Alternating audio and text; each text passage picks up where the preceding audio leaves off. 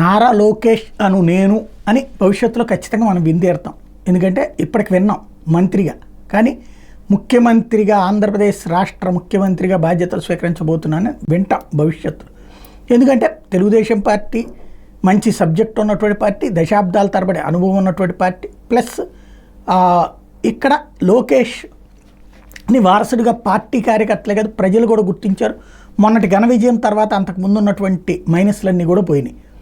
ఇప్పుడు పాలనాపరంగా కూడా తన అనుభవాన్ని రంగరించి పోయడంతో పాటుగా చంద్రబాబు తనకు సంబంధించిన వారసత్వం జాగ్రత్తగా ఆయనకి అందజేస్తున్నాడు. చంద్రబాబు గారికి ఇండస్ట్రియల్ సెక్టార్లో ఉన్నటువంటి పరిచయాలు లోకేష్ ఫాలోఅప్ చేస్తున్నారు. ఎవరైతే తాజాగా వచ్చినటువంటి టాటాకి సంబంధించినటువంటి అధినేతని ఇక్కడ కూర్చోబెట్టి మాట్లాడేటటువంటి బాధ్యత లోకేష్కి అప్పచెప్పారు.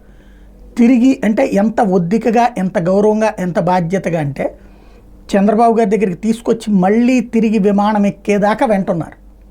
పారిశ్రామికవేత్తలు ఇట్లాంటి లాయల్టీ అంటే ఇట్లాంటి ప్రేమని, ఇట్లాంటి ఆదరణ, ఎందుకంటే ఒక మంత్రి వచ్చి అంతగా తనకు గౌరవం ఇచ్చినప్పుడు వాళ్ళు ఎట్లా ఉంటుంది, పొద్దున అదే లెగసీ అంటే చంద్రబాబు గారి వారసుడిగా పారిశ్రామిక సమాజం ఆటోమేటిక్ గుర్తించేస్తుంది.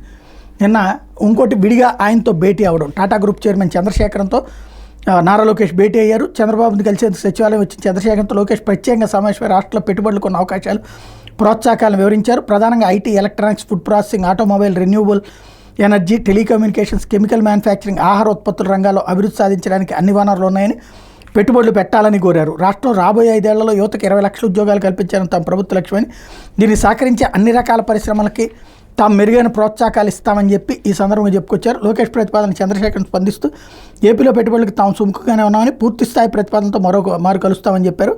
సీఎంతో సమావేశం తర్వాత గన్నవరం విమానాశ్రయం దాకా కూడా వెళ్ళి మరి చంద్రశేఖర్కి మంత్రి లోకేష్ వీడ్కోలు పలకడం అన్నది ఇక్కడ ఆయన ఎంత బాధ్యతగా ఉన్నారనేది కనబడుతుంది.